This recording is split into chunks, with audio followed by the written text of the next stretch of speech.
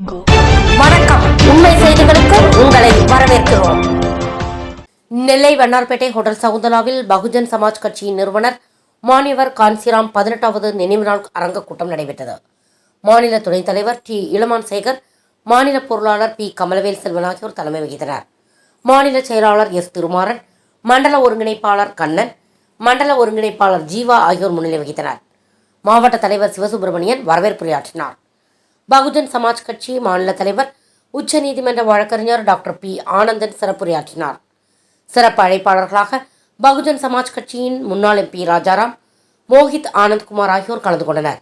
விழாவில் மாநில பொதுச் செயலாளர்கள், மாநில செயலாளர்கள், மண்டல பொறுப்பாளர்கள் பலர் கலந்து கொண்டனர். கூட்டத்தில் பாபா சாஹிப் டாக்டர் அம்பேத்கர் பெற்றுத்தந்த ஆண் பெண் வாக்குரிமை குறித்து மாணவ மாணவிகள் விழிப்புறும் வகையில் மத்திய மாநில பாடத்திட்டங்களில் இயற்றி நடைமுறைக்கு கொண்டு வரப்பட வேண்டும்.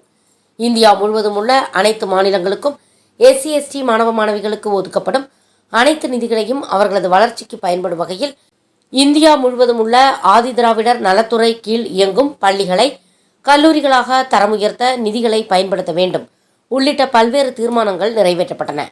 இதன் ஏற்பாடுகளை திருநெல்வேலி மாவட்டம் பகுஜன் சமாஜ் கட்சி செய்திருந்தது.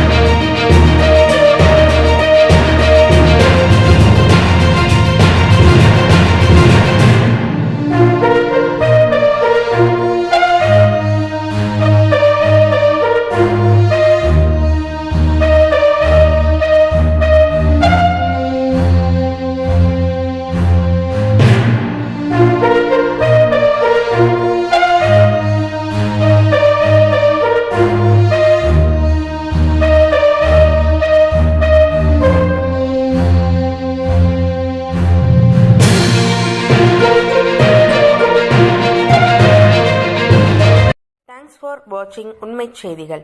நெல்லை செய்திகளை உடனுக்குடன் தெரிந்து கொள்ள சேனலை சப்ஸ்கிரைப் பண்ணுங்க, லைக் பண்ணுங்க, ஷேர் பண்ணுங்க.